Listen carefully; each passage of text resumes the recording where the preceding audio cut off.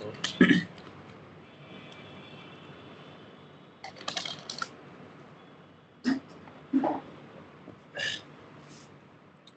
yeah, good evening, and let's start today's discussion. So yeah, today we'll basically discuss about various aspects of gating system design, and most of the theory was discussed by professor in the class. So we'll try to solve some problems, etc., and discuss some things which were not, you know, focused upon in the class due to limitation of time, etc. So with that in mind, let's start. So you know, first things first.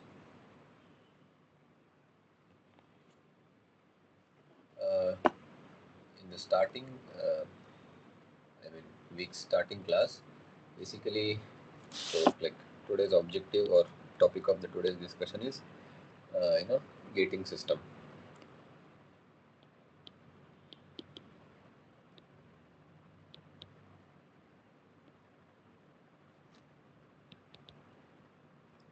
Okay, and in that first, or maybe before going to the types of the gates, let's draw a general gating system sketch, and you'll understand the various components based on that. So we have some common parts of our gating system. So first is something called as pouring basin. So something like that. So basically you don't typically pour all of your liquid metal into the sprue directly. Sometimes it's good to have pouring basin which will take up some uh, you know uh, which will reduce the impact of liquid metal on the mold. Otherwise there will be more erosion. That is the problem. And yeah, so let me just draw it.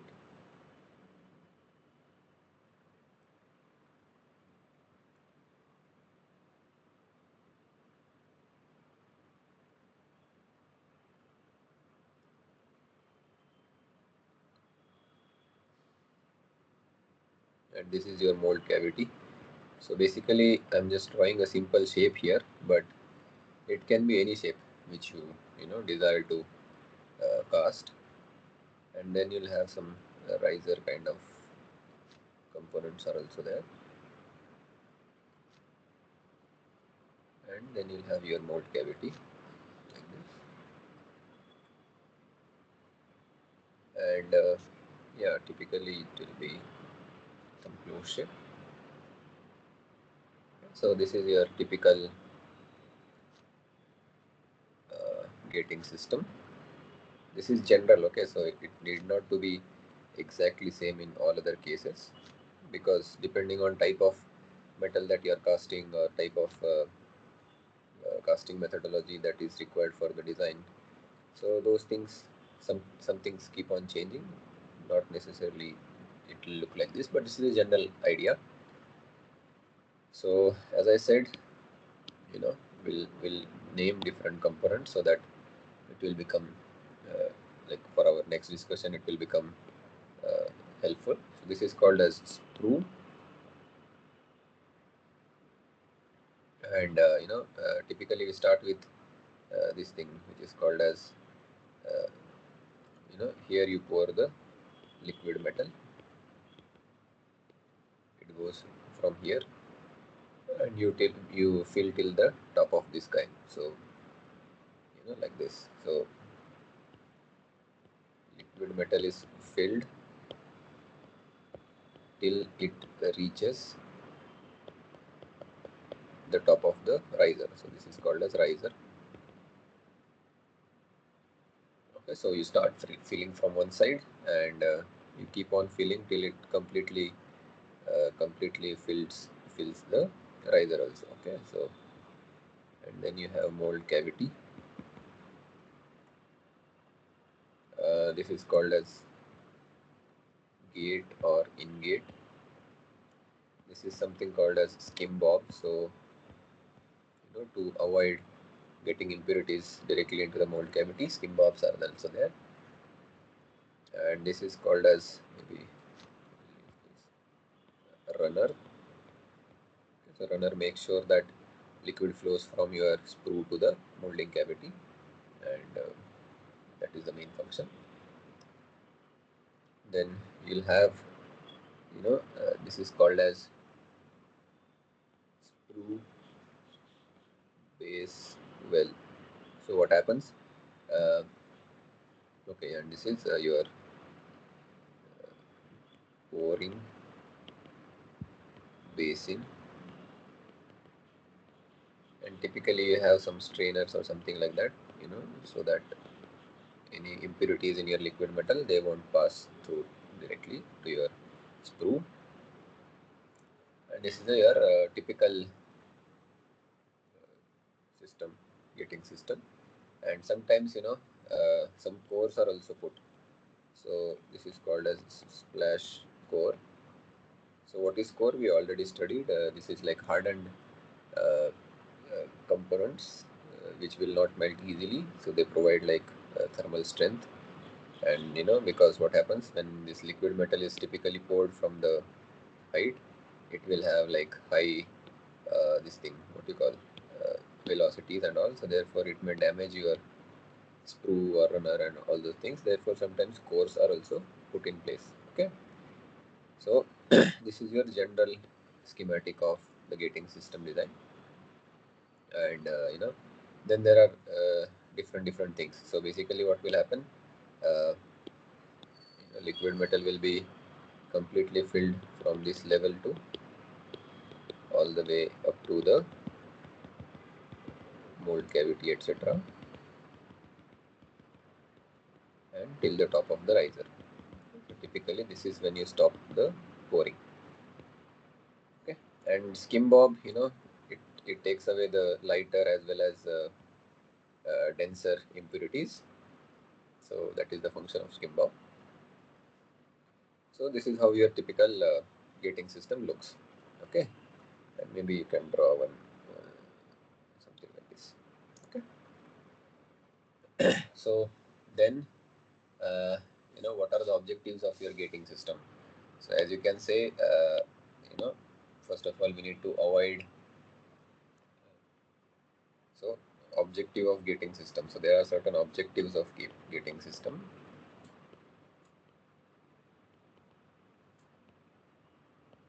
and you can list some of them. I'll list them here. First is optimum liquid metal velocity.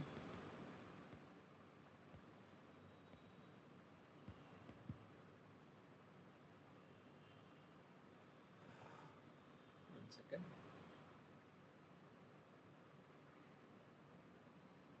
Yeah, to maintain optimum liquid velocity at the, or maybe this is fine, not necessarily at the mold cavity inlet, it can be anywhere. So this is one of the objective. Then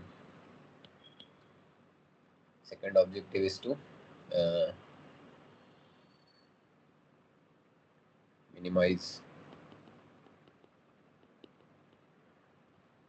casting defects. So we saw some defects like shrinkage, etc., cold run, etc. So those things also need to be minimized by proper designing of gating system. And here you'll see something called as air aspiration effect. So this is another effect apart from your casting defects that you need to keep in mind and try to minimize as much as possible. And third is to maximize casting yield. So casting yield is defined as, it is basically some parameter which is defined as volume of your mold cavity divided by volume of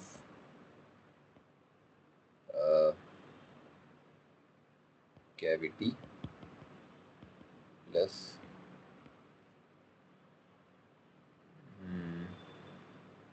gating elements.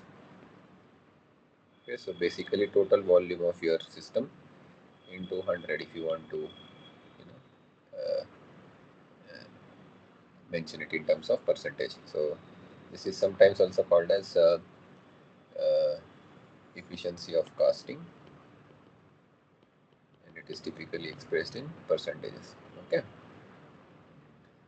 so that is one thing. And yeah, so we can take a note here that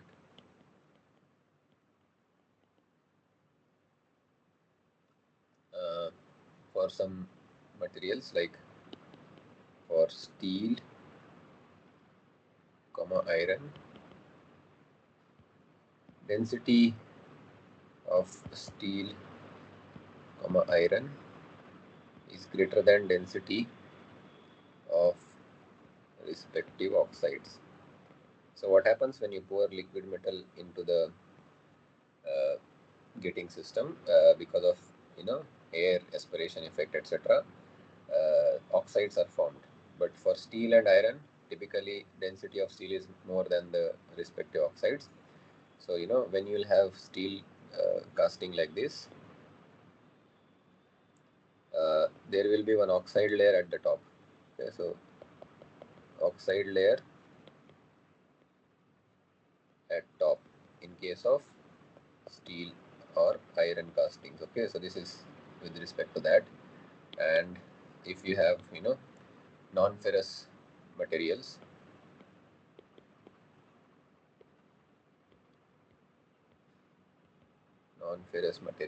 such as aluminium, brass, magnesium, etc., in that case what happens, typically the density of, let's say, aluminium is less than its oxides, such as aluminium oxide. In that case, if you cast such component, what happens, you will have some oxide layer at bottom, for example for aluminium or magnesium or brass. So these kind of things. So why we are discussing this? Because uh, depending on this density of oxide with respect to the pure metal or alloy, we decide what type of gating system we need to use. Okay.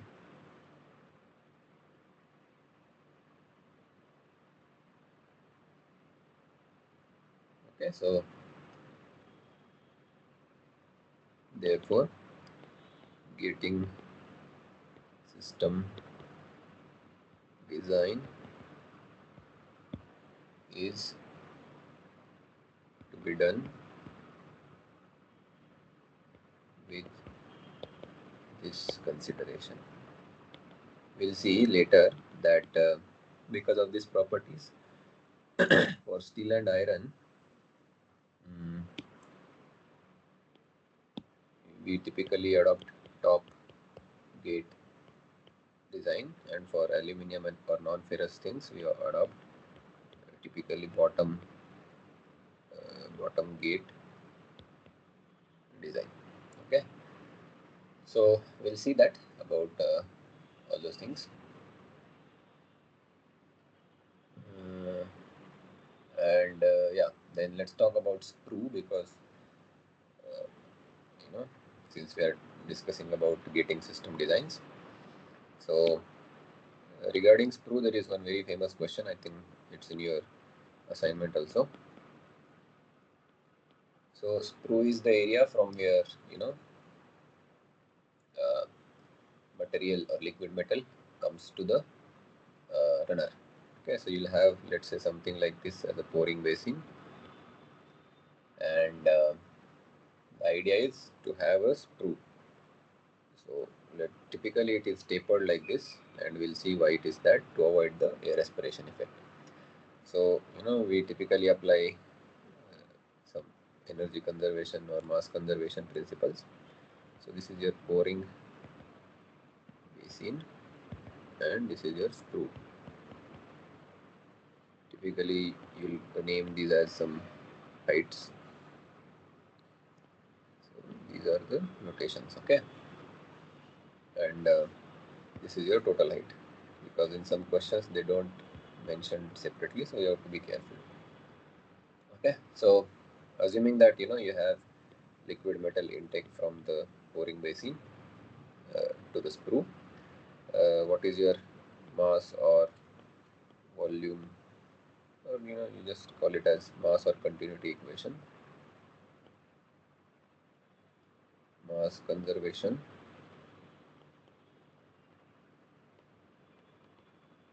or continuity equation gives you A2 V2 equal to A3 V3. Okay, we typically assume that it is having assuming same density at these 2 points.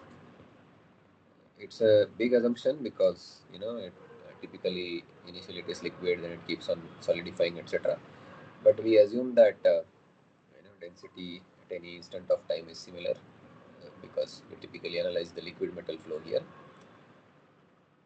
Okay, and you can see, since A3 is less than A2, therefore you will have V3 which is greater than V2. Okay, so velocity at the exit of your uh, sprue will be higher if you have tapered shape like this. Similarly, you can write and also you can write A2 by A3 equal to V3 by V2, and if you use your kinetic energy and potential energy balance, you will get V3 as under root 2g ht divided by V2 as under root 2g hc. Okay, so then this 2g goes away, and you just have ht by hc. Okay, so it depends from how high, I mean, what is the height of boring and what is the height of sprue, etc. And then you have to do the calculations like that.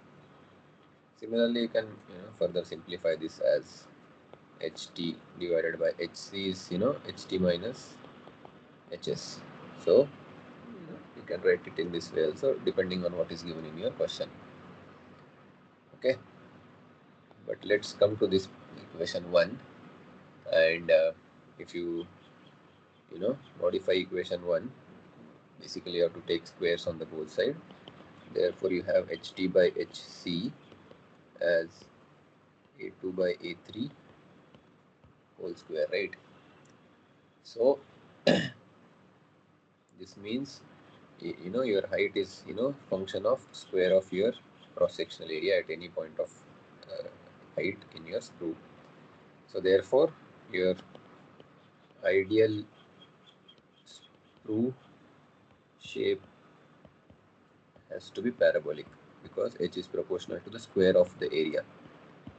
Okay, but in reality it is difficult to, in reality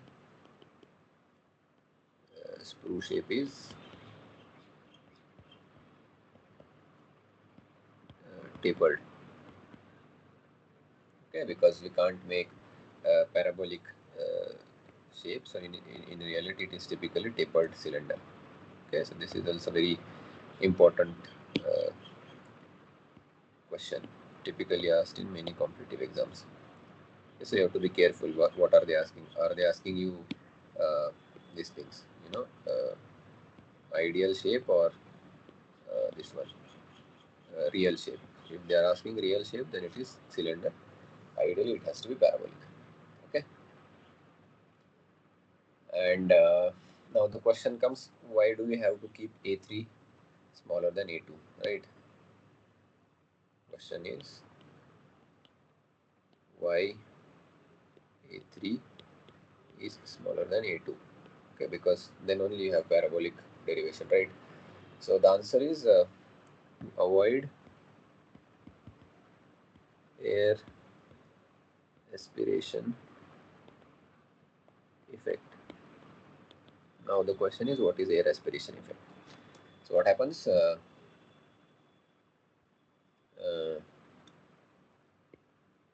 Atmospheric air or gases can get absorbed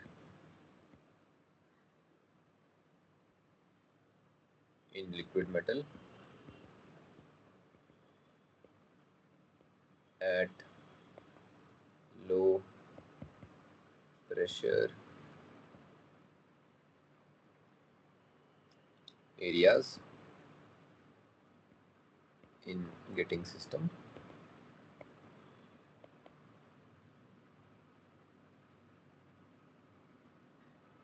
And if this air and all the things are getting absorbed, this leads to oxides or impurities in your casting, in the cast product. So therefore we need to avoid this. Therefore air aspiration effect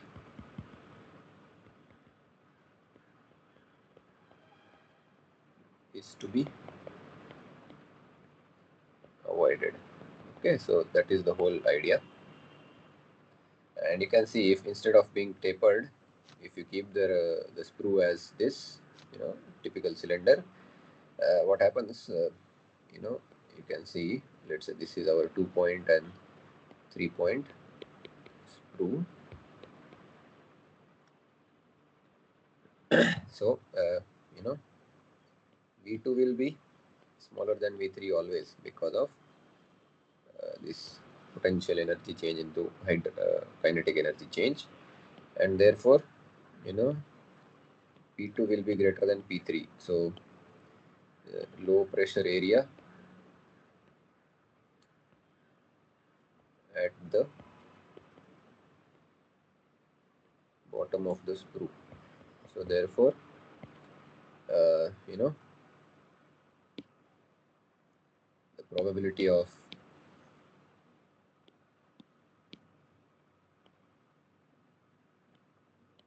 higher probability of air aspiration at 3 here. Okay, so therefore typically they keep it as a tapered cylinder, so that the pressure there is also, I mean, basically what happens if you don't keep it tapered, as it falls, the liquid metal falls down, air gets sucked in here because of low pressure. Okay, so that is the whole game.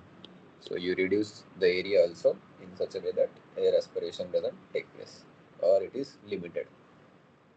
Okay, so this is about sprue. uh, let's take one example, maybe that will help. So the question is,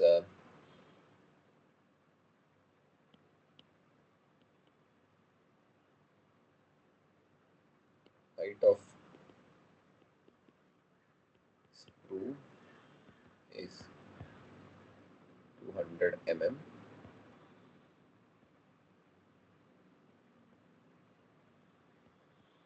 200 mm. Cross-sectional area of sprue top is 650 mm square.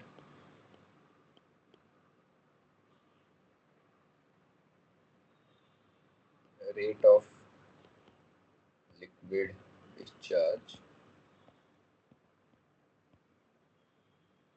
is 6.5 into 10 to the power 5 meter mm cube by second. Calculate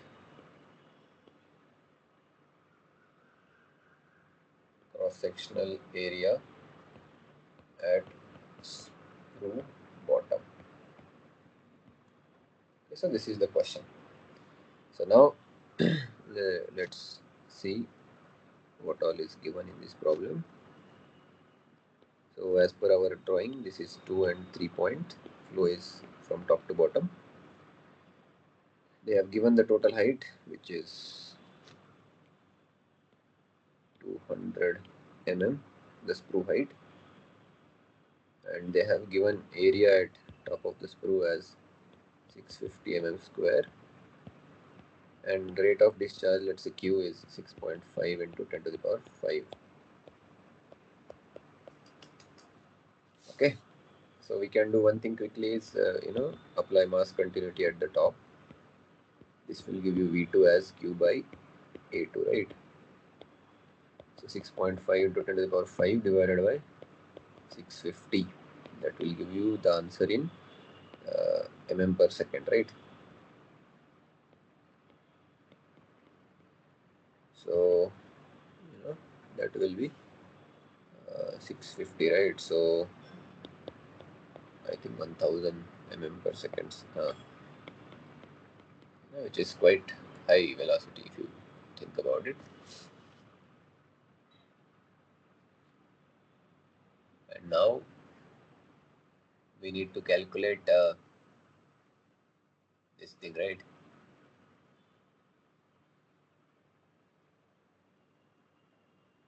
Our area of interest is this A3, but we need to calculate A3, we need V3. And how to get that? We have to use our previous expression, that V3 by V2, this expression, V3 by V2 is under root HT by HC.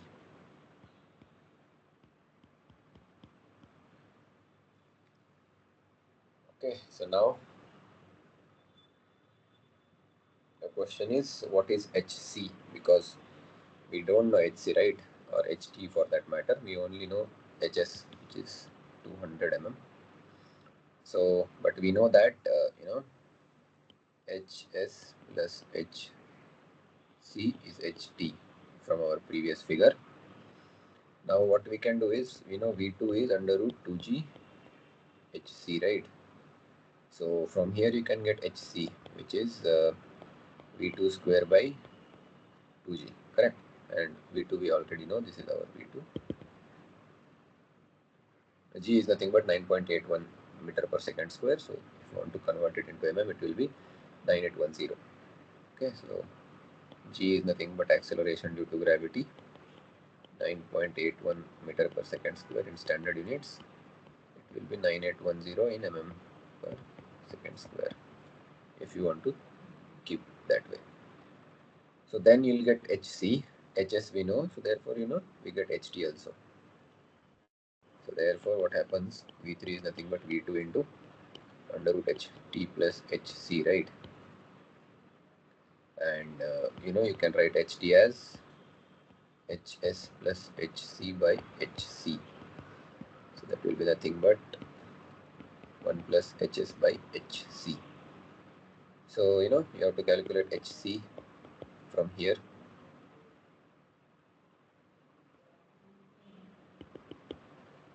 And what do you get HC as? 1 second, if I can just, yeah, HC is around 51 mm, 50.96 mm. And then you have to put this HS is nothing but 200. So everything is known, and therefore you have to put this thing and find V3, which comes out to be, let me just do the calculation. So HS is, V2 is 1000 meter per mm per second into 1 plus HS by HC. HS is 200 and HC is 50.96. So you'll have V3 as 2219.15. So V3 is 2219.154 mm per second, and therefore A3 will be nothing but Q by V3. So that will be 6.5 into 10 to the power 5 divided by 2219.154, and the answer will be in mm square. So let me just do that, and finally you will get answer which is 292.92 mm square. So see, you know, this is your final answer, or let it be, but you get the idea, right? Your bottom screw bottom is almost more than half reduced. Okay, so this is how you have to tackle these type of questions. Now let's come to the runner next component, which is runner. So runner is important. uh, you know it minimizes the turbulence losses, because when it is in the sprue, velocities are high, but runner is typically horizontal, and you know uh, there the velocities get reduced, so turbulence reduces, air aspiration reduces, and typically we have to uh, so basically two types of runner shapes are used. One is trapezoidal, so like this, something like this. So this is one type, and then another one is cylindrical. So two types are used, but this is trapezoidal runner, and this is cylindrical runner. Trapezoidal runner, you know,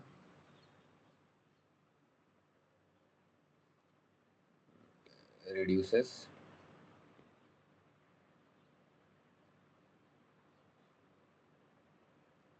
discharge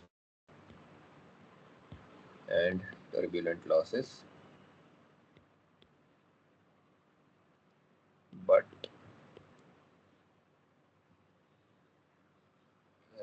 higher heat transfer losses due to higher surface area. So that is the limitation and advantage both. It has larger surface area, so heat loss is more, and we don't want that. Otherwise, most of the liquid metal will get solidified in the runner only. So therefore, cylindrical is mostly used, most practical shape for runner, because it reduces heat transfer losses, as reduces heat transfer losses, but it will have more turbulent etc things, but uh, heat transfer loss is important for casting process, so therefore it is most practical shape. Okay. So these are about runner. Then you have something called as gate or in-gate. Okay. And it is the actual entry point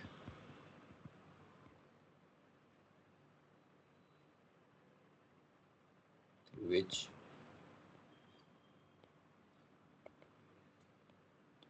liquid metal enters the mold cavity. Okay. And as I said earlier, depending on what type of material you are using, there are different types of what do you say, gating systems. But before that, just see. Okay, so you have different types of gates now. Uh,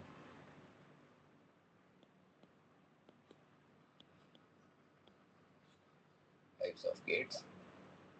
First is vertical or top gate. Second is bottom gate. Third is parting line gate.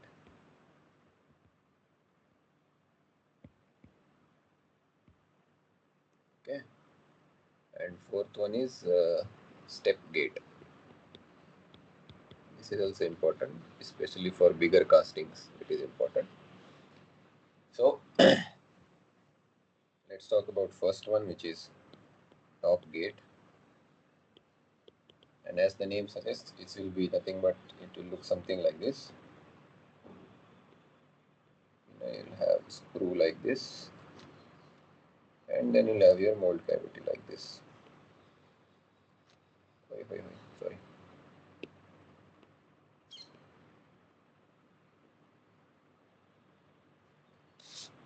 Okay, so this is your cavity, mold cavity, screw, and this area is called as gate. This part is called as top gate.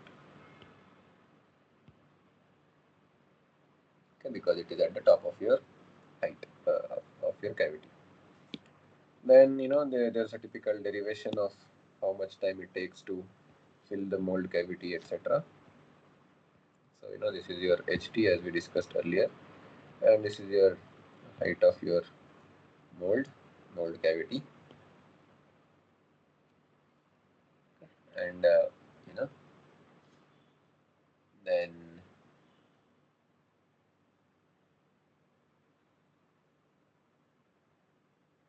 the typical characteristic is velocity of liquid metal is high because it is directly entering from the top. Therefore, more probability of turbulence and splashing.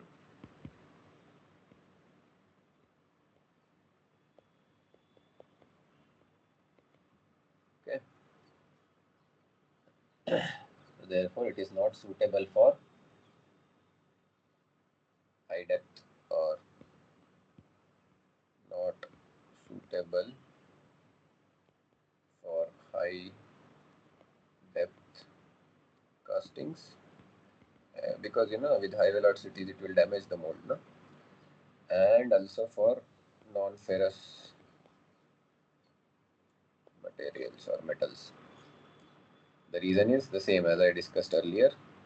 Their oxides are heavy, and because of this all splashing and turbulence, oxides formations is very easy, and those oxides don't come to the top in non-ferrous metals. So therefore, it's a problem. So therefore, you don't use this kind of gating system for non-ferrous as well as large castings.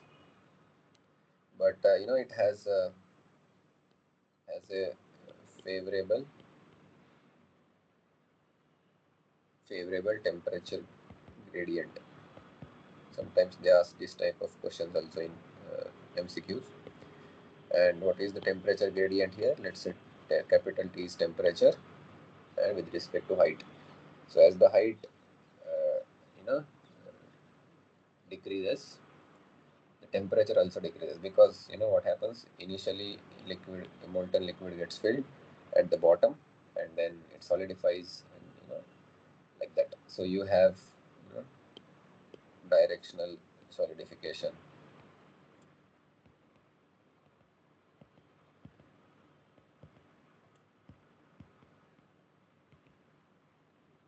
Okay, so that is first. And yeah, then there is derivation for filling time, which was also done by professor. So it is nothing but what is the time we required to fill the cavity into gate area, velocity at the gate area, equal to total volume of your casting, because it is just filling process. So therefore your TF, which is filling time is nothing but volume of your casting or mold divided by flow rate at the gate, volume flow rate at the gate. Okay, so that is the derivation. Okay,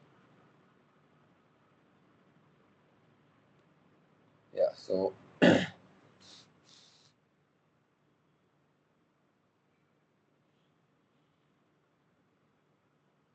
let's take one question, simple question.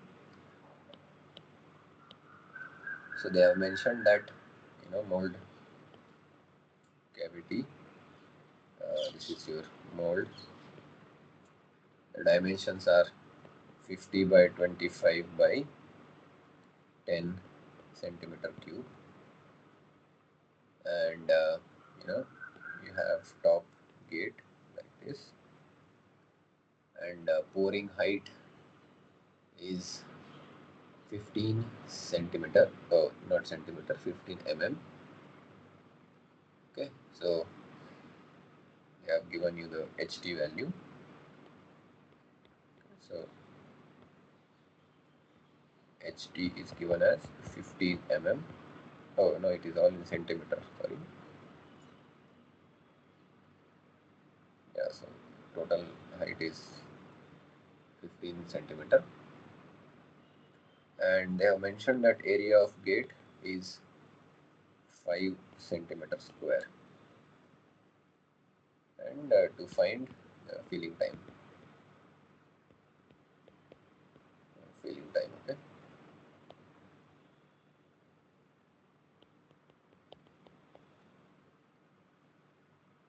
So from our mold dimensions you can figure out that HM is 10 centimeter, it is given in there, and then since it's a top gate, the filling time is nothing but volume of your mold cavity, which is area of mold into uh, height of your mold,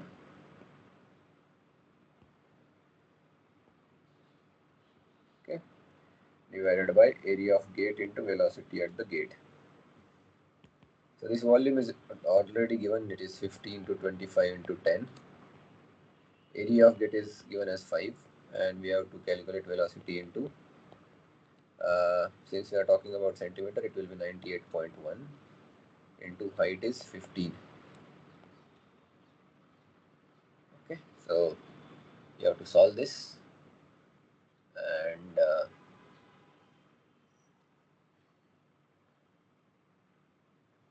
you should get around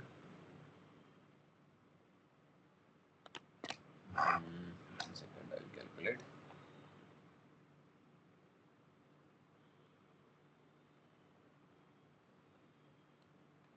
It is 50 into 25 into 10 divided by 5 into square root of 98.1 into 2 into height is 15. So the answer is 50, 25, 10. Okay, so that is 12500. Then you have 5 into G is 98.1 into 15, right? Yeah, so it should be 46.08 seconds.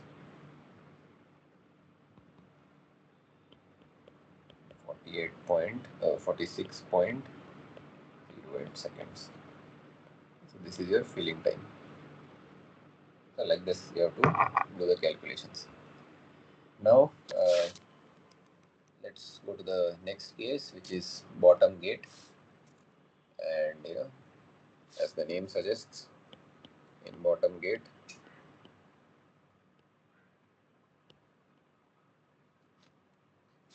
what is the thing?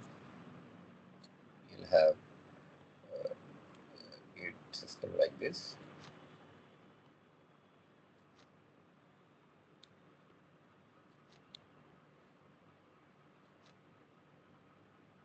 Okay, something like this you'll have. and from here you'll have your runner, and then your mold cavity will be like this now, because since it is a bottom gate, you will be basically filling the mold cavity by sending the liquid metal from the bottom. Okay, so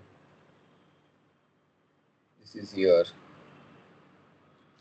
mold height now, HM. This is your total height, or maybe you can, ideally you should consider it from the center line. Okay, so this is your center line. Yeah, this will be your HT. Okay, so apart from that, the advantage here is inlet liquid metal velocity is negligible here, is negligible. That is the main thing that this gate provides, and therefore it is no splashing or turbulence. Therefore suitable for non-ferrous materials. So that is also one MCQ. And here you'll have non-favorable temperature gradient, that is defined as d temperature by height. Therefore you don't get directional solidification. No directional solidification. Okay, so those are some things. And this filling time, in this case the derivation was done by professor, and here this is your gate area, right, entrance. Okay, and velocity at the gate is nothing but under root 2g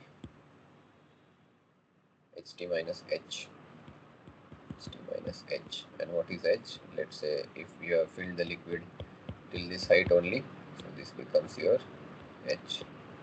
Okay, so this is the difference, and then you have to derive, and that derivation is already done in the class, I'm not doing it again. You get this as cross-sectional area of your mold, cross-sectional area of your gate, multiplying factor is under root 2g, and then you have total height under root minus total height minus mold height. Okay, so this is the uh, typical derivation. Now solve, let's say, question number 1, which we did for top gate. Let's solve by bottom gate.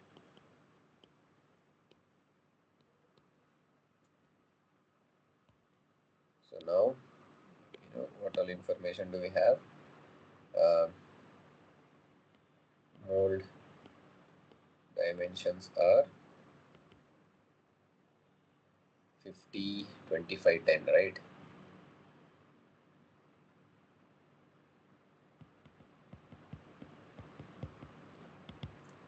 cm cube. Okay, so therefore your area of mold is 15 to 25, which is 125 cm square. Now gate area was given in the problem, which is 5 cm square. That was directly given, and HT also was given as 15 centimeter, and from here HM is 10 centimeter. Okay, so all the unknowns are given, so you have to plug that in this formula and get the answer. So AM is 1250 divided by AG is 5 into 1 by under root 2 into 9.98.1, because we are dealing in centimeters here. under root ht is 15, and here you'll have 15 minus 10.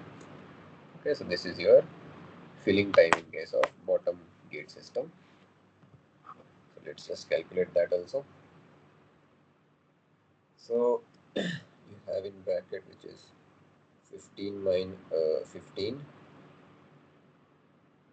minus under root 10 bracket complete into 2 into, this will be 250, right? 1250 by 5 into 1 divided by 2 into 98.1. Okay, so you get 25.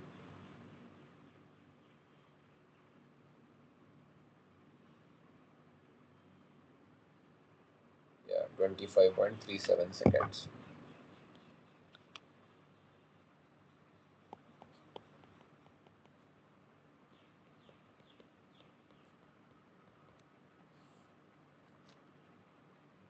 Okay, so this is your answer.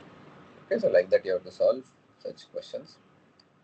And before we move on to the next type of system, there is one very important uh, numerical type of, important note. In some cases, if hm is equal to ht, so total screw height, basically, maybe let's say this much, and you'll have some basin height is equal to your cavity, so something like this. This type of arrangement is there. So this is your total ht, right? Sorry, this is hm,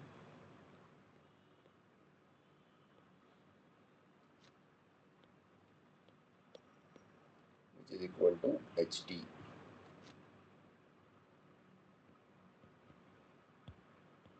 Okay, so in this case, what happens? Your tf formula changes, which becomes 2 into am by ag 1 by under root 2g under root ht minus hm, right? So this term goes away because this is same. So this just becomes 2 am ag under root 2g into under root ht. Okay. So now what I'll do, I'll multiply and divide by ht on root ht on both the sides. So what this becomes, 2 am, and that thing remains as it is, by ag, whereas you have ht in the numerator and you have under root 2g ht in the denominator, right? So that is nothing but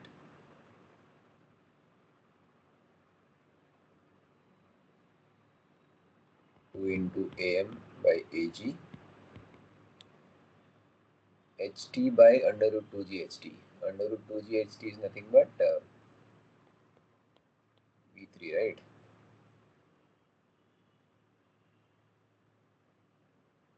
So we saw previously that in top gate ag vg is equal to, this is, v3 is nothing but vg, right?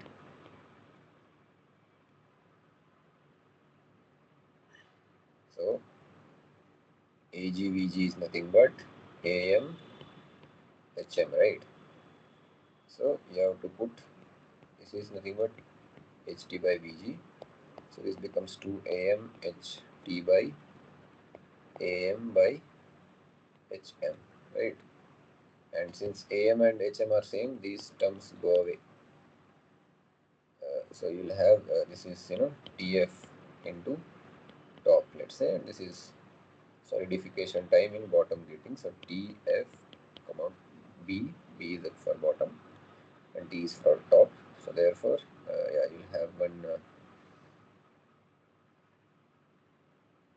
what do you say, AGVG replaced, right? So you'll have TFT here, and therefore if HT is equal to HM, then the time of filling for your bottom gate will be twice the time of filling for your top gate. Okay, so this is important conclusion.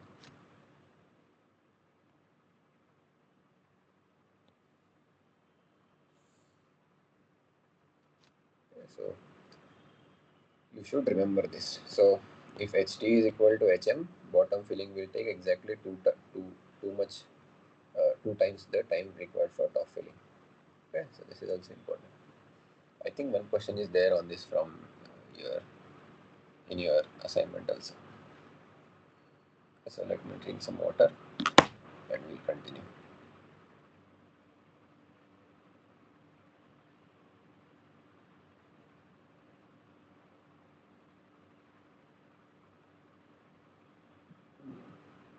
Yeah, then we have this riser and all those things are there. Keynes method, etc., etc. Yeah.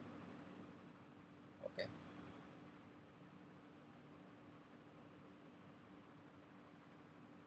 Yeah. So then, just drink some water.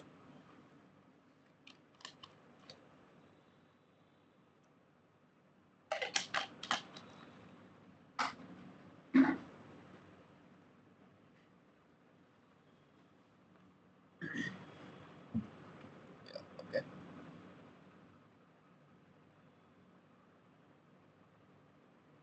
So the next one is top, bottom, and third one is I think parting line gate.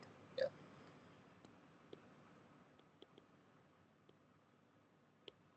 Parting line gate.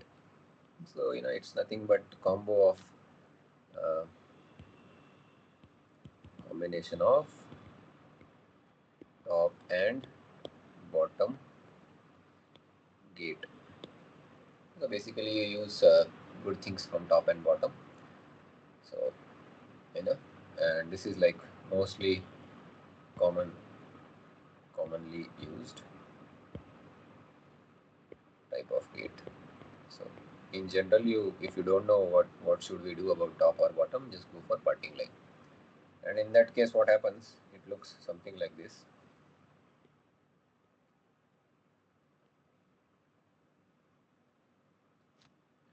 like this.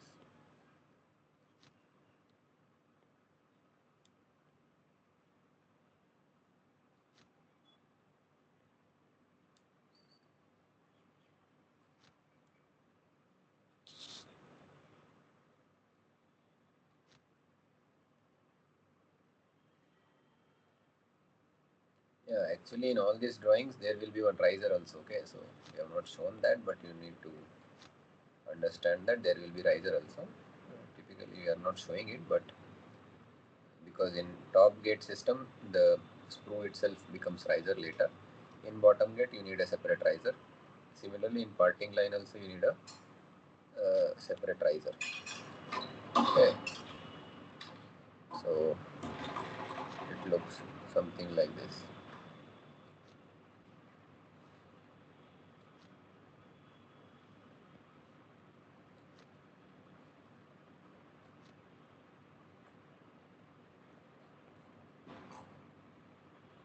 Okay, so as the name suggests, and we already know this is our HT.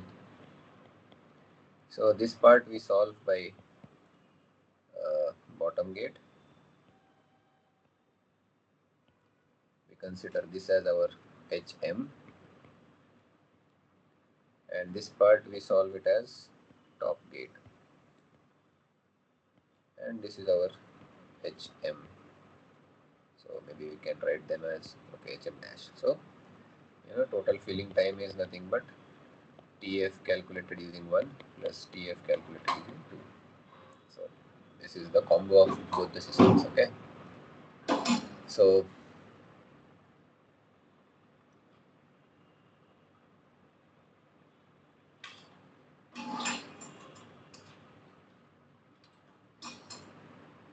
okay, so I mean, can solve one problem like that, but it's nothing new. You have to just use the formula. Just be careful about HM, what HM you take for bottom and top, and then you'll get the answer. Okay. Then there is a fourth category which is called as step gate, and this is used for castings which have very large size cavities. Used for large size mold cavities. Okay, and it will not have one gate or one entry channel. It will be typically like something like this. So this is your mold or cavity, large cavity, something like this. And what they'll do, so there will be some placement of some cores, okay, like this.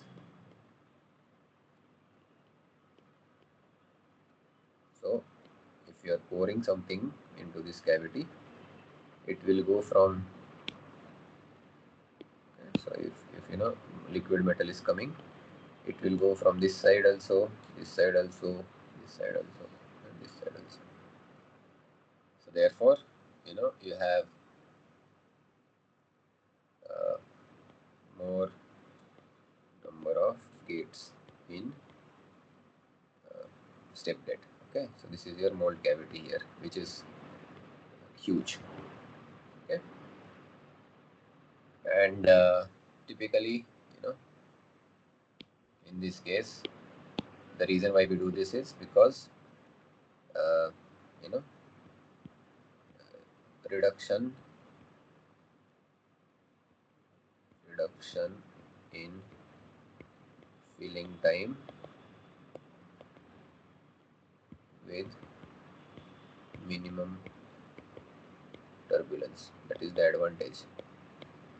Okay, because if you have a very big casting and if you use bottom gating, etc., it won't work, because it takes, I mean, bottom gating may take a lot of time because of large size of the cavity, and that top layer may get solidified also.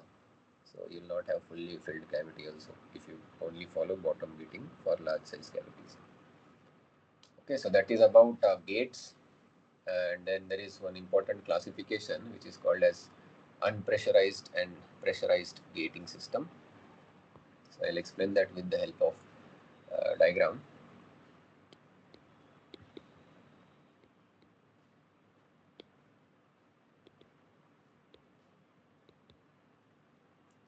Unpressurized gating system, and then the next one is pressurized gating system.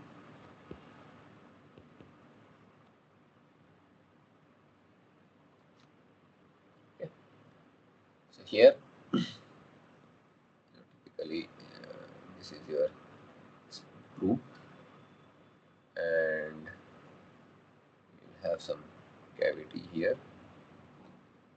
something like this, and similarly here also. Maybe I'll just copy paste.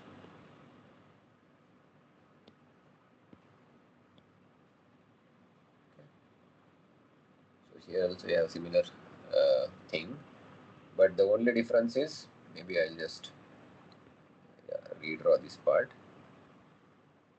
Oh, sorry. So that it looks, it looks different. Okay, so the difference is in the smallest area. So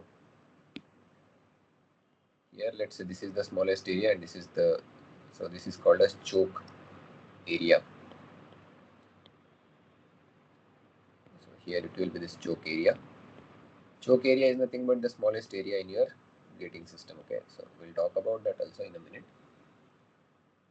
But what happens if your choke area is at the bottom of sprue? So at sprue bottom, and this is at the in gate or gate, whatever you want to call it. So what is the difference? The difference is, in this region, maybe I use some other color, yeah. So only this much region is under pressure. This region is under pressure because this because of this choke, the liquid metal cannot freely flow through this choke area. So typically it will have some back pressure, and the area behind that choke area will be always under some higher pressure. But here,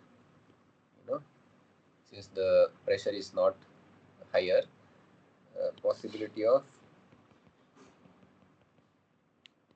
air aspiration increases. Okay, so that is the disadvantage. Whereas in this case, what will happen, since all of your gating system is under back pressure because of the choke area, uh, you know less chance or probability of air aspiration. Okay, so that is the advantage of having choke area at the gate. Okay, and the sign convention that is followed typically is, they call this sprue area as AS, runner area as AR, and we are talking about cross sectional areas. Okay, so this is your AG, gate area. Similarly here it will be AS, AR, AG. The difference is whichever is the least, that is the limiting case, and that is called as choke area. So here you will have typically AS, AR, AG, which is also called as gating ratio, and you will see these AS, AR, AG as 1:2:3 or 1:4:5. So this kind of numbers you'll see here, and that is the characteristic, or you have to identify that this is unpressurized based on this gating ratio. Whereas in case of pressurized gating system, you'll have something like this, or maybe something like this. Okay, so this is the characteristic of unpressurized gating system, and this is the characteristic of pressurized gating system. Okay, so that is about it. And this choke area, there is one formula for it also. Sometimes they use it, so let's call it as CA. It is the least area among the gating system that we already saw. So okay, I'll write it as minimum of cross section of or cross sectional area of all gating elements is called as choke area. Okay, so it is equal to, this is definition, formula is m by rho into Tf into CD into under root 2GHT. What is m? M is mass of the casting, so we can do one thing. Instead of m, we can write it as V of your mold, because mass by density is nothing but volume of your mold divided by filling time and the velocity at the choke area. Okay, so this term represents velocity at choke area, and this is here some coefficient of discharge, because there will be some losses, etc. So that guy takes this term takes that into account. Okay, so you can use this formula too, and TF we already discussed how to calculate TF.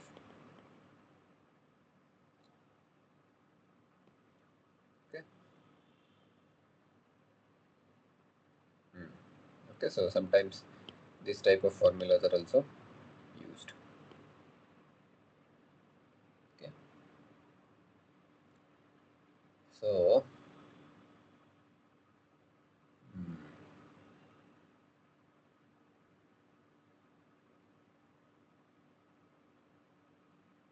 And yeah, unpressurized system will have, oh sorry,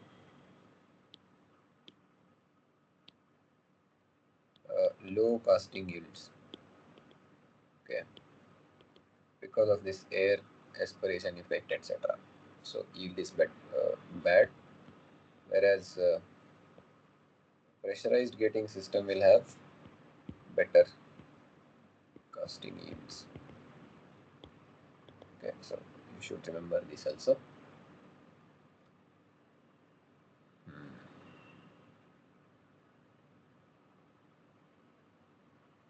And this pressure is nothing but this pressure is greater than atmospheric pressure. Okay, so we are talking about reference as atmospheric pressure.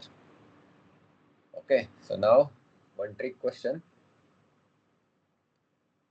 Note, in some question, let's say they have given the gating ratio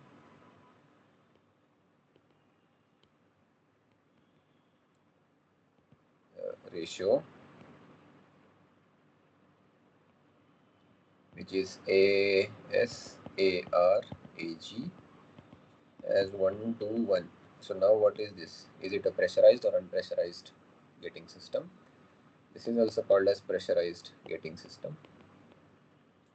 Okay, so because whole of your gating system will be under back pressure, which is more than atmospheric pressure. Okay, so that is also important consideration.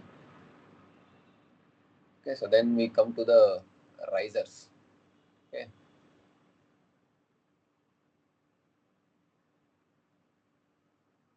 because typically, you know, in a casting we have risers. So the next part of the discussion is about the, so this is about the gating system, etc. Okay,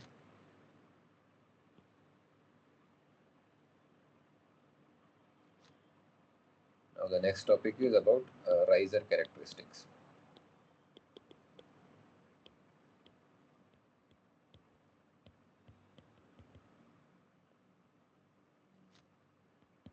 Okay, and typically, you know, uh, for riser, as we saw, see, you'll have some, the main thing is uh, riser must solidify after casting is solidified, because the function of the riser is nothing but to provide liquid metal when there is shrinkage. When the cavity solidifies, it will be having shrinkage, and that shrinkage, if you want to avoid that shrinkage defects, etc., uh, your riser is the component that does that job, and it is the job of the riser to provide additional liquid volume till the casting completely solidifies. So that is the main thing, and therefore the solidification time for riser must be greater than solidification time for your casting, right? Then only this is satisfied. That is one criteria. Okay, and we saw previously, right, that solidification time is proportional to V by A square of riser should be higher than V by A square of casting. So typically they take square root on both the sides, and this becomes like this. And then they can play around. They can write this as A by V also sometimes. So the equality sign will change. Okay, so doesn't matter. You get the idea, right? The timing should be uh, more. Solidification timing should be more for riser than your time for casting. That is the main idea. So therefore, ideal shape for the riser is nothing but spherical, but in practice it's not useful because In practice, if you have a spherical riser, it will not be able to supply the liquid metal to the casting because liquid metal will be at the center of sphere, and there will be hindrance, right? So therefore, practically, you have cylindrical risers. Okay, spherical, why? Because it has lowest A by V ratio. Okay, but in reality, it doesn't matter because it's not practical. Then there are two types of cylindrical risers. One is called as side riser, another one is called as top riser. So what do I mean? If this is your mold cavity, this is your top riser, and if this is your mold cavity, you'll have side riser like this. Okay, so these kind of things, or maybe not at the middle, maybe it will be slightly at the top, something like this. Okay, but it's on the side, not on the top. And the difference is, the difference comes into the surface areas, because we are dealing about A by V, right? So here your area of your side riser will be nothing but, cross sectional area we are talking about, will be pi d h, assuming this is your diameter and this is your h height, that is plus 2 into pi by 4 d square, right? Because both the top and bottom surface areas participate. Here it is pi dh plus pi by 4 d square, and that is the only difference. Okay. So now, if somebody asks you in general which is better, so top riser is better, no? Because in general, better in general, since surface area is less. Okay, so in general, if in any question, if it is asked that which riser is better, you just say top riser if nothing else is mentioned. Okay. So then there are some derivations. So we'll do for top riser. What is the optimal H by D ratio? That is the derivation. So optimal H by D ratio.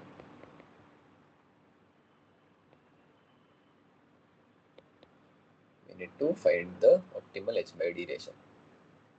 So for that you need to do some simple algebra. Cross-sectional area is pi dh plus pi by 4 d square, right? And volume of your riser is nothing but cylinder, right? So pi d square by 4 into h, correct? So we need to put h as 4v by pi d square, which comes from here, and you put it here. Okay, so what happens? Therefore, your cross-sectional area becomes pi d into 4v by pi d square plus pi by 4 d square. Pi gets cancelled, dd gets cancelled. You have cross-sectional area is 4v by d plus pi d square by 4. So it is only function of d, right? Because volume is constant, and therefore dA by dd, if you make it 0, what do we get? This gives minus 4v square by d square plus 2 pi d by 4 equal to 0. And if you solve this,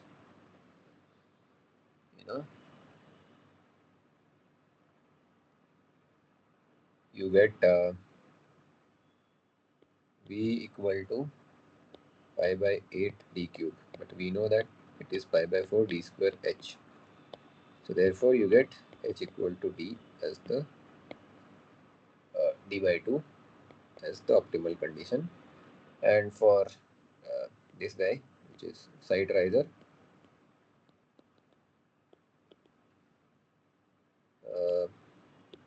h by d is equal to 1. Okay. Same derivation you have to do. we are not doing it because we already did one, so second you can do it as homework. Okay, so that is also important number. Many a times in numericals they will casually mention that whether it's side riser or top riser, and they'll not give you H and D both, they will give you only H or D, so you are expected to find other things. Okay, so apart from that, sometimes they call this A by V of riser as riser cooling characteristics. So if you do that by putting HSD by 2 and for top and bottom riser, top and side riser, you'll get equal to 6 by D for both top and side risers. Okay, so surprisingly it comes same for both top and side risers. Okay, so this is also important. In some competitive exams they ask this also. Yeah, then the main topic, which is called as riser design, and we'll stop after that.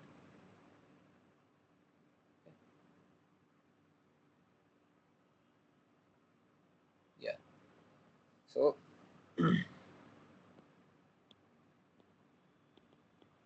and professor had taken some problems also, right, on this. So riser design, it's a two-step process. Two-step process. Step one, you know, typically, they'll give you that, you know, what is the shrinkage allowance for a casting. So volume of your riser must be always 3 times the shrinkage allowance for mold cavity. Okay, so that is the empirical relationship. So whatever is the shrinkage allowance for your mold cavity, volume in your riser must be, at least greater than that or equal to 3 times. Okay, so that is step one. Okay, and second step is, so from here you'll get some get D or H, right, for your riser.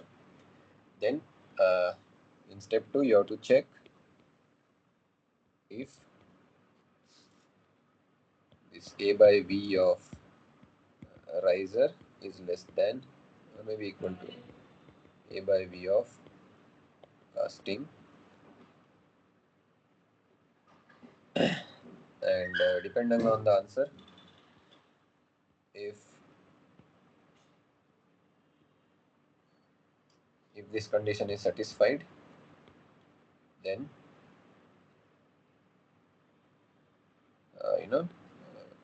obtained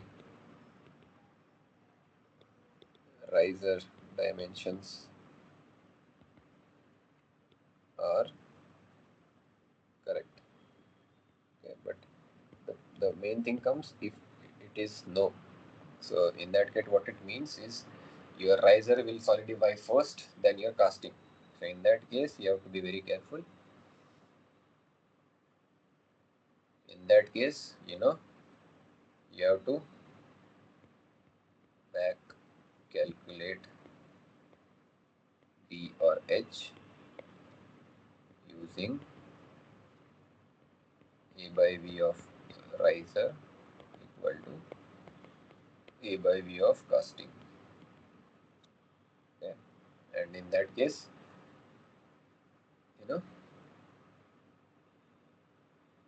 then again, for the sake of safety, check if step 1 is also satisfied for new Usually it will, because you start with that step, and since it was not satisfied, you increase the dimension. So typically it will, but this is called as just a safety check. Okay, so that is the method. Okay, so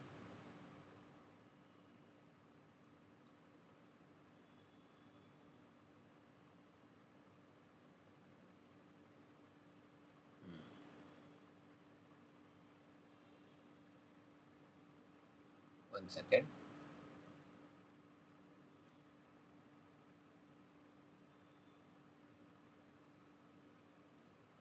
So basically, this is the methodology. We'll take one problem, but before that, let me just see.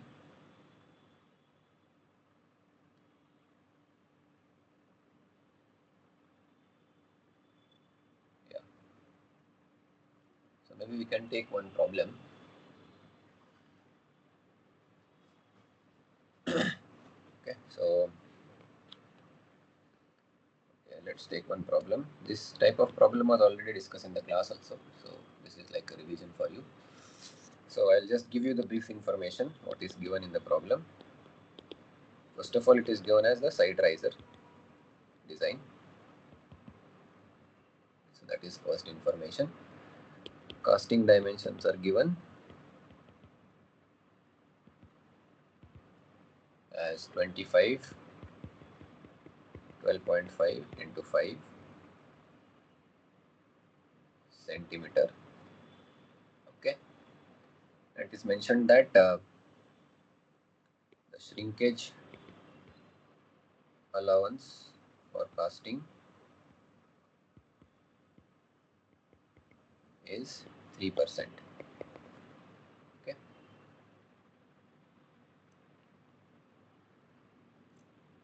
And you need to find dimensions for the riser. This is the question. So now the thing is, they have not mentioned anything else. So for riser, there are two dimensions. One is called as height, and another is diameter. So what will we use first is, for side riser, as we saw just now, optimal h by d ratio is 1. Therefore, we assume h equal to d for this problem. Okay, because nothing else is mentioned.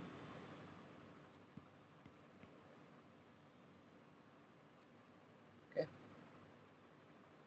Now they are mentioning that casting shrinkage allow is 3%. So typically, volume of riser, as we saw previously, step 1, it should be 3 times the shrinkage allowance, right? So volume of the riser will be pi by 4 d square h, but here d is equal to h, so this becomes pi by 4 d cube. 3 into shrinkage allowance is always as mentioned as a percentage of volume. So this becomes 3%, so 3 by 100 into total volume of your casting, which is 25, 12.5 into 5. So therefore, if you solve this, you have to solve it for D. And what will you get? Let me just do it. So you have 9 into 25 into 12.5 into 5 into 4 divided by 100 divided by pi. And then you have to take the cube root of this guy. So answer cube root. No, take the cube root of answer.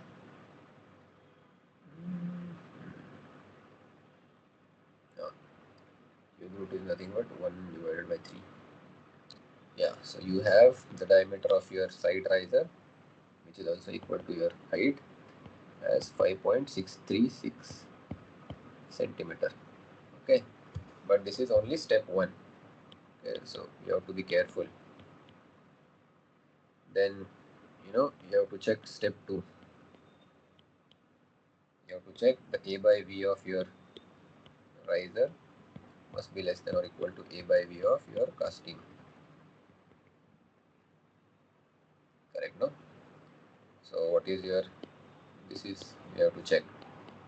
So A by V of riser is, since it's a side riser, it will be pi by 4 d square 2 times plus pi dh divided by volume will be pi by 4 d square h. And as I said previously, if you simplify this, you'll get 6 by d. So, we have to 6 divided by 5.636. Oh, sorry, it is A by V, no? 1 second. A by V will be D by 6. Oh, sorry. 1 second. A by V is 6 by D, huh?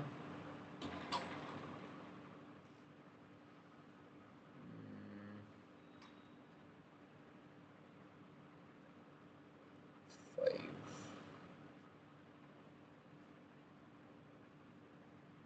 It will be 5, right? Okay, side riser, no? 6 by D.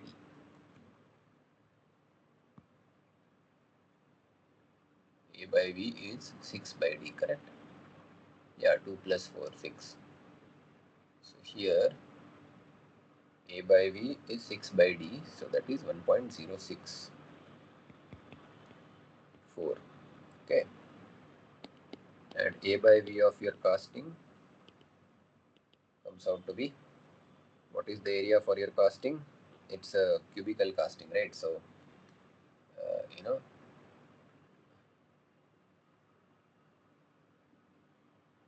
yeah, so for cube you have 6, sorry, it's a parallelepiped type of thing. So you'll have 6 surfaces in two pair will be same. So you have to do 25 into 12.5 plus 12.5 into 5 plus 5 into 25, and the total volume will be 25 12.5 into 5. Okay, so now we have to see what this is. Okay, so this number, let me just calculate. 25 into 12.5 plus 12.5 into 5 plus 5 into 25, 25 into 12.5 into 5 into 2. This comes out to be 0.64. So therefore your check fails, no? Therefore you have to recalculate D using this condition. A by B of riser has to be equal to A by B of casting.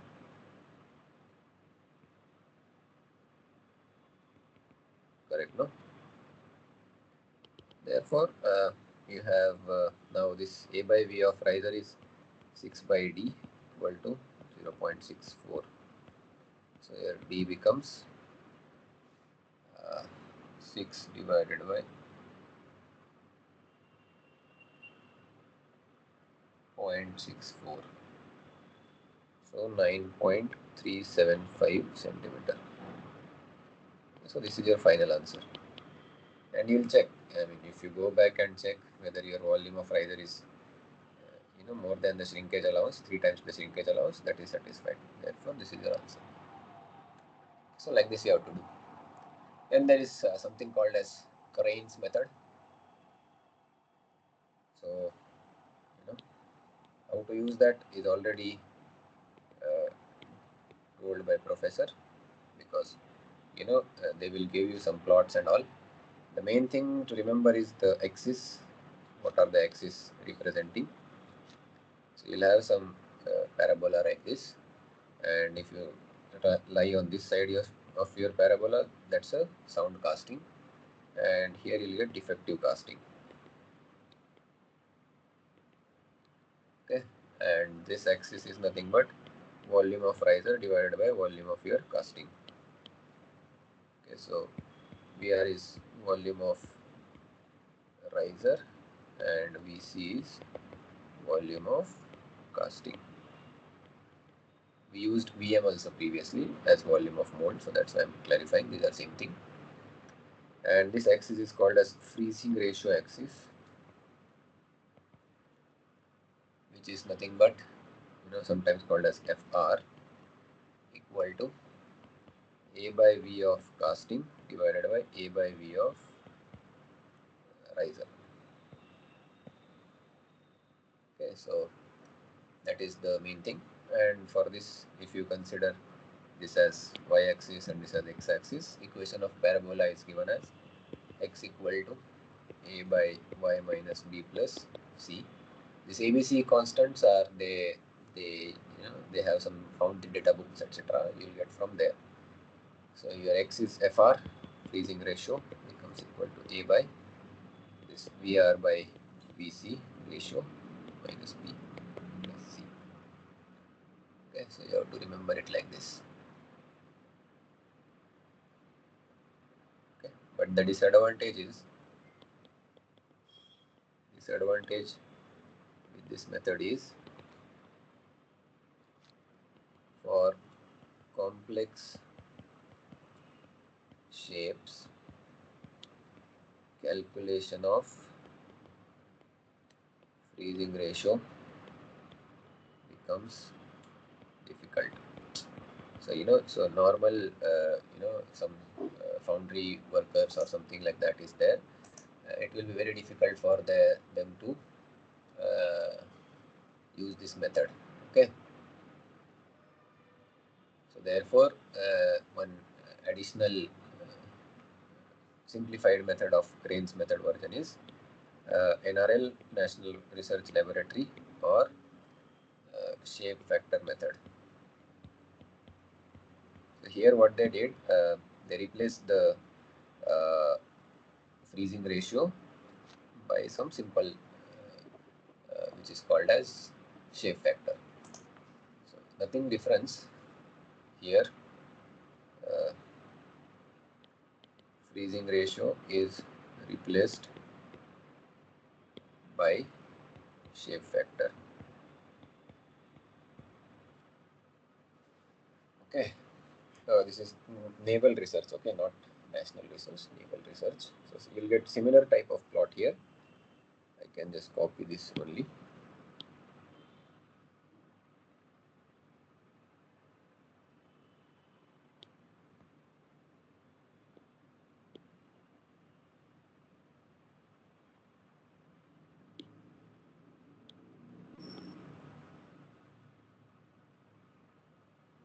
Yeah, the only difference is here the x-axis is shape factor.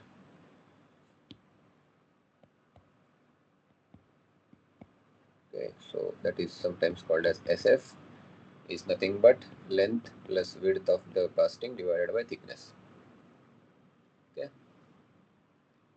so if it is a cube, shape factor will be, since cube has all the sides same, let's say a plus a by a, so you have 2. If it is sphere, here also you consider length and width same, which is equal to dia, divided by thickness, that is also dia, so shape factor becomes 2. Okay, so like that. If it is a cylindrical casting, the shape factor will be length plus okay, so here length is treated as height, width is treated as diameter, and thickness is also treated as diameter. So depending on those things, you calculate the shape factor, and then you decide whether your casting is on this side of the curve or that side of the curve. Okay, so like that. Here you will have equation which will be shape factor equal to a by VR by VC minus B plus C. Okay, so like that. ABC depending on the configuration and material, etc. casting methods, it changes.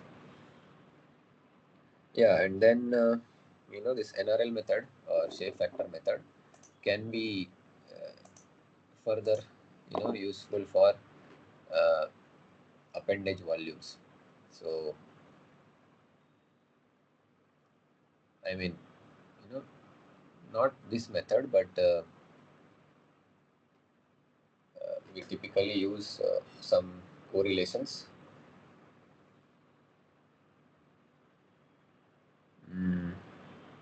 some graphs or plots uh, are used to calculate addition to the riser volume due to appendages in the casting. So you saw one of the problem, right, in the class, but that is very specific. They'll have to give you some correlation or graphs, and then you can do that. And another important thing is for hollow casting shapes, because of the presence of the central core,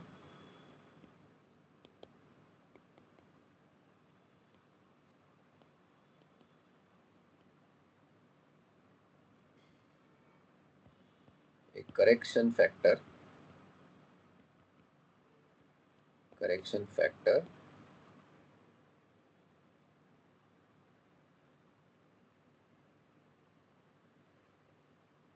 is included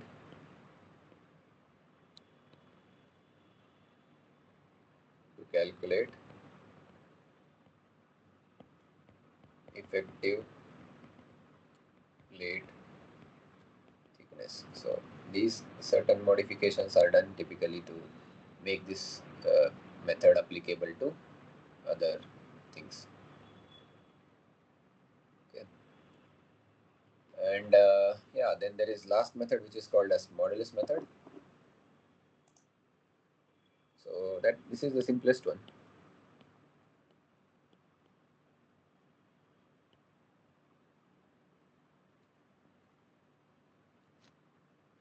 Modulus method, which is it defines modulus as V by A, and it says and this modulus for your riser has to be equal to 1.2 times of your modulus of your casting.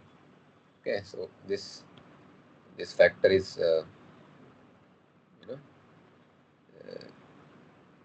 this is defined based on some experiments and empirical correlations, etc., observations.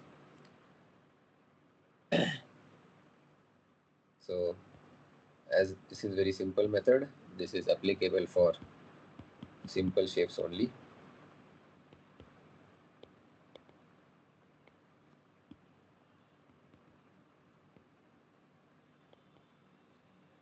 Because this 1.2 factor will not be holding true for all the uh, types of castings, because in other complicated systems it may change also, right? So that is the more or less everything about these things. Then yeah, how to apply this? First, find modulus of your casting, which is nothing but V by A of your casting. Then find D or H for riser by 1.2 times of your this. Basically, you have to solve this equation and get D or H, and whether it's side or riser or top riser, depending on that you will modify those things, right? That D equal to H by 2 and all those things, D equal to H. So these were all the calculations related parts. Then another important discussion was upon the position of riser. So see what happens if it is simple this thing, simple uniform geometry, you will have only one top riser or side riser. But it becomes important for non-uniform thickness castings. So typically riser is kept closer to the uh, thicker part of the casting, because there is more volume, and therefore riser is also keep, kept close to that. And sometimes uh, these things, what do you say, uh, depending on the end wall effects, etc., you will have various empirical relations to find the distances between multiple risers that must be kept. Okay, so those things are there. That is not much of a numerical analysis; it's all empirical things, and it was shared in the slides also that professor discussed in the class. So you should refer back to them. And the last thing that we should discuss about this gating system designs is something called as chills and castings.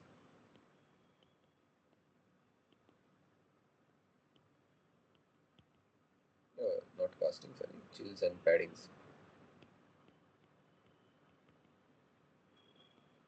So the inherent difference between these two is, chills are used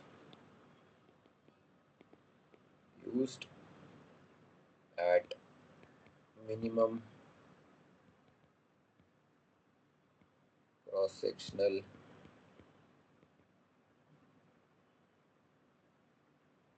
area in mold cavities to increase heat transfer rate. Okay, otherwise, uh, you know what happens. Let's say you have sorry,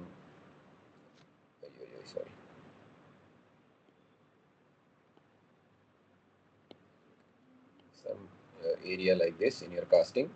So in this area where you have you know cross sectional area, and this is area where you have lesser heat transfer area.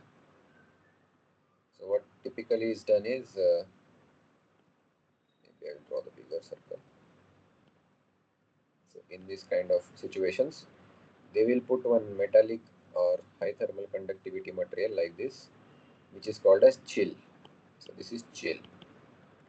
It will have high thermal conductivity as well as high melting point. So it will not melt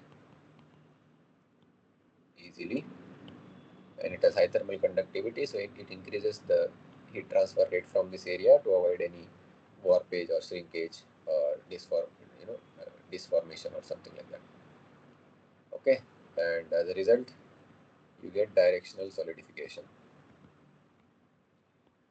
See, the thing is, there are two types of solidifications.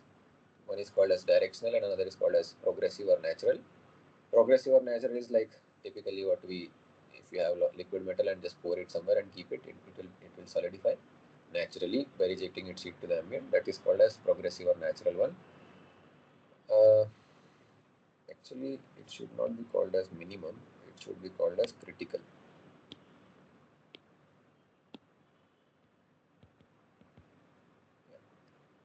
So, what happens in natural solidification? It's natural, but you may have some defects, etc.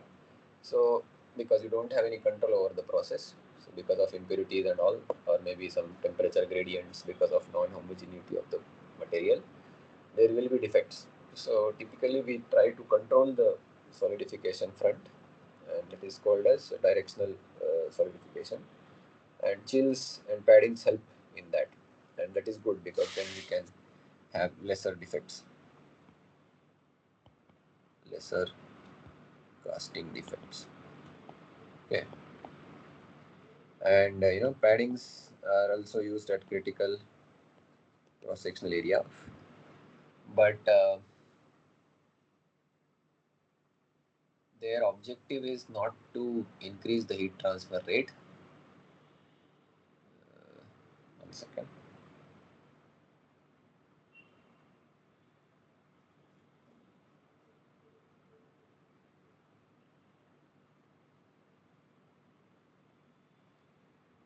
Yeah, paddings are used to slow down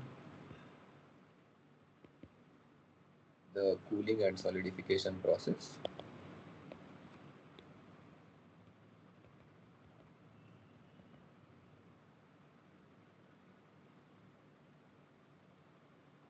At critical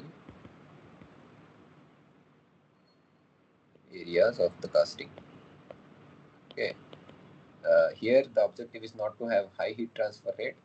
Here, typically we use lower heat transfer rates, and this is achieved by using some exothermal or exothermic materials or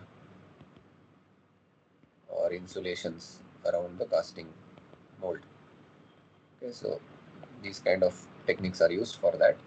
Here also you achieve directional solidification, but here you need to achieve it like slowly. You don't want it to be fast. That is the objective. Okay, so anyway, so the thing is you have to maintain the solidification rate. Sometimes you want it faster, sometimes you want it slower, and the stills and padding are used for that. Okay, so this is the overall discussion of week 3 content of our course. Let me just see if I have missed anything, otherwise we'll close. Yeah, I think that's it. So